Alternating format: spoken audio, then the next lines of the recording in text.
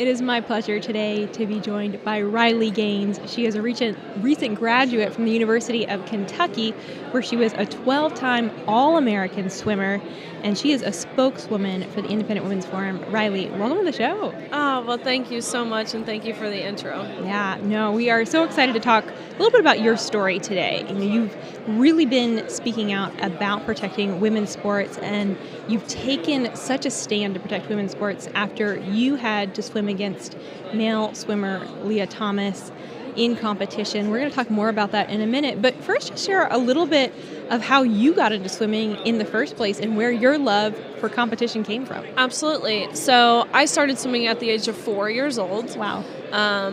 Just the summer swim, what a lot of little kids do, but by the time I turned 8, I started swimming year-round. So this meant that in second grade, you're swimming 2 hours every single day. And it really only got, I almost said worse, it really only got harder from there. By the time you get to middle school, high school, you're practicing before school, going straight to school, shoveling your food down in the car on the way home from school because you have to go straight to practice. Coming home, you ice your shoulder, you eat your dinner, do your homework, and you go to bed, and then you do it all again. And by the time you eventually get to college, if you make that commitment to swim at college, in my experience at the University of Kentucky, we were in the water 6 hours a day. So to say it's a lifelong journey and that the hours and the effort and the time that you put in is immeasurable is an understatement. It truthfully is, your identity. It is. I was known as a swimmer, Riley the swimmer. So there's so much that goes into it. You're all in. Wow. So last year you competed at the NCAA Women's Swimming and Dive Championships, and there you were forced to compete against a male swimmer named Lia Thomas. When did you learn that you were going to be swimming against a male in competition there? So November of my senior year, which is about the middle of my senior season, this was the first time I had heard of Leah Thomas, and at the time I had no idea Leah Thomas was a male. I just saw this person named Leah Thomas posting these ridiculously fast times, leading the nation in multiple events by multiple seconds. Lots of red flags there, but I didn't know it was a man until an article was posted disclosing that Leah Thomas was formerly Will Thomas. And so I was able to then look up who Will Thomas was, and I saw that Will Thomas was ranked 462nd at best amongst the men just the year prior. And so I thought surely the NCAA would see this. They would not allow Leah to compete with us because this is blatantly wrong and unfair, but that's not what the NCAA saw. So about 3 weeks before our NCAA competition in March of 2022, so almost a year ago, that's when the NCAA announced Leah would be competing with us. So 3 weeks before the meet is really ultimately when we knew we would be racing each other.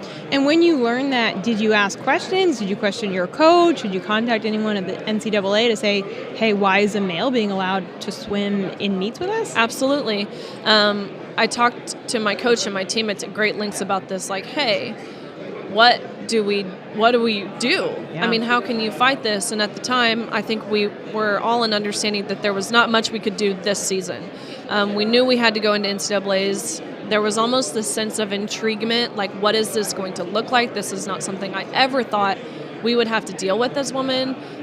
What will the locker room look like? Will Leah win every event by seconds like Leah's been doing all season? Will Leah break records? What is this going to look like? And of course, we had all of those questions answered for us once we got to the meet. But the guidelines that were put in place by the NCAA that allowed this to happen, they were put in place in 2010. And so I thought truthfully that this was a one-off. The NCAA was presented with this problem at the very last minute, and their guidelines weren't revised enough to handle it, so it would happen this time, but it won't happen again, and they'll handle the situation, and they'll fix these guidelines so this doesn't happen. But again, it was silly of me to give the NCAA grace because that's not what we saw. They didn't fix these guidelines. They doubled down in their stance to allow Leah to compete with us, and then further doubled down by nominating Leah Thomas for NCAA Woman of the Year. Mm-hmm. Talk about what it was like to actually swim against Thomas and what happened at the championships. So that first day was when Leah Thomas swam the 500 freestyle, and Leah won a national title, meaning Leah was the fastest female swimmer in the country, beating out 3 Olympians, American record holders, the most impressive female swimmers in American history, which was incredibly disheartening and really just heartbreaking to watch. And so that second day, Thomas and I competed against each other in the 200 freestyle, to which ultimately resulted in a tie, almost impossibly enough. We went the exact same time down to the 100th of a second. So upon tying, the NCAA official looks at both Thomas and I and says, "Great job, y'all tied. Trophy goes to Thomas." And when I questioned this, why the NCAA official, why was he adamant on giving the trophy to Thomas, he said, "Well, for photo purposes, Leah has to have it. You can pose with this one, but you go home empty-handed. Thomas takes the trophy." And so this is when it truthfully occurred to me. Well, I knew before this, but this is when it hit me across the head, is that this is not progress. This is not progressive. We're not moving forward. We're moving 50 years back in time to before Title IX, when women didn't have equal opportunities in sports. By allowing men to infiltrate into our sports, into our locker rooms, we were taking those opportunities away from women in the same lifetime as some of these trailblazers for women's sports. In their same lifetime, they saw the benefits of Title IX, and now they're seeing that being taken away. So I think for any woman who has experienced what you experienced, there's obvious heartbreak, there's frustration, there's anger, there's why. You've chosen to take all of that and take action and do something. Absolutely. Talk a little bit about what you are doing to push back and why you're not staying silent on this issue. Well, for me, why I'm not staying silent is a man and a woman. It's the most basic of truths. It's the essence of humanity, and to deny that we have biological differences. Yes, we should be treated equally, but we're not the same. We're different. And so denying and not acknowledging these biological differences we have, to me, it's a bigger problem than fairness in women's sports. This speaks volumes about our society and the state of our society. If it's now controversial to say what a woman is, we have a sitting Supreme Court justice who can't define a woman because she's not a biologist. That's a problem. And so to me, I couldn't just let that go. I didn't want to sit there and be silent and be complacent and be kind and inclusive, when in reality, it's not kind and inclusive to affirm these males' identity of themselves. And so what I've been doing, I've been doing a lot of testifying at the state level. There have been 18 states that have passed a fairness in women's sports bill, with several more in the process this legislative cycle, which is phenomenal. And so I've been making my rounds there. I've also been testifying on the state level for the Women's Bill of Rights. It actually just passed on the Senate side in Kansas. It's essentially a bill that codifies the term woman.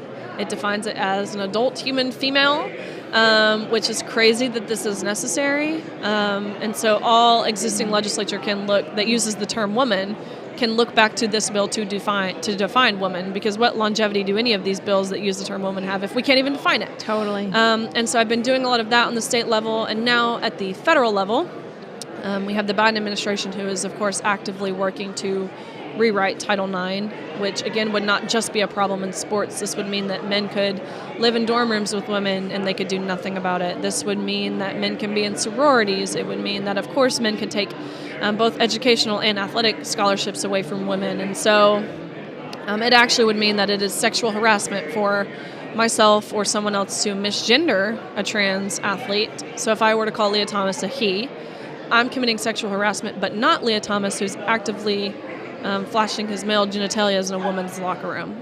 So I think it's important to highlight how crazy that truly is. But not all hope is lost, because the Stubbe bill was just filed at the federal level, which upholds Title IX, and its brother bill, a bill that I believe it's called the Protection for Fairness in Women's Sports Act, introduced by Senator Tuberville from Alabama, was also just filed. And so these are both amazing things, amazing steps. I know this will not be, this problem will not be solved overnight. And so I am appreciating the little steps we're taking to open people's eyes and to really restore common sense and sanity. Yeah, no, it is that restoring common sense and sanity. That's what needs to happen because, like you say, with Title IX, right now we have President Biden has proposed that we redefine sex in Title IX to include gender identity and sexual orientation. And so just like you laid out, I mean, that would restructure everything. Absolutely. And totally change and take away so many opportunities for women. Absolutely. And I think it's extremely ironic that the people advocating for this are the same party, the same people who were once advocating for the empowerment of women. And so the hypocrisy and the irony of it all, where are the feminists? Where are the people who once believed that women, real women in all of their uniqueness, could conquer the world and deserved respect and deserved equal opportunities? In regards to sport, I can tell you where they are. Where's Billie Jean King, who's a trailblazer? She's fighting for trans inclusion. Where's Megan Rapinoe, who fought relentlessly for equal pay and equal resources and equal accesses for women's sports? Oh, she's fighting for trans inclusion. Also worth mentioning that neither one of these women have daughters, and both of these women are done with their careers, so they have nothing to lose. They would rather virtue signal than do what's right and what's moral and what's fair. I know that it is a frustration for you that more women in specifically the sports field and professional sports are not speaking out on this issue. I was encouraged recently that professional surfer Bethany Hamilton spoke out on this. She announced that she will not be competing in or supporting the World Surf League after that league announced that they would allow men to compete with women. What is the significance of someone with the platform of Bethany Hamilton speaking out on this? It's huge. That is what we need. That is how changes will be made. Of course, it's amazing all of the things on the legislative side are happening.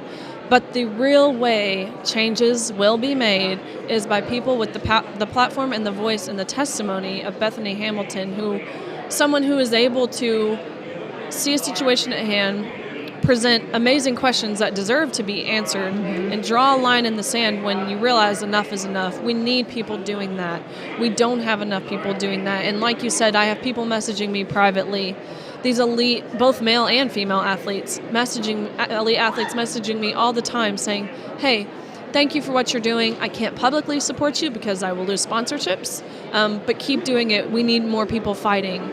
And at first I truly felt so humbled when they would tell me this. I was like, wow, I'm honored. Like, I of course will continue fighting.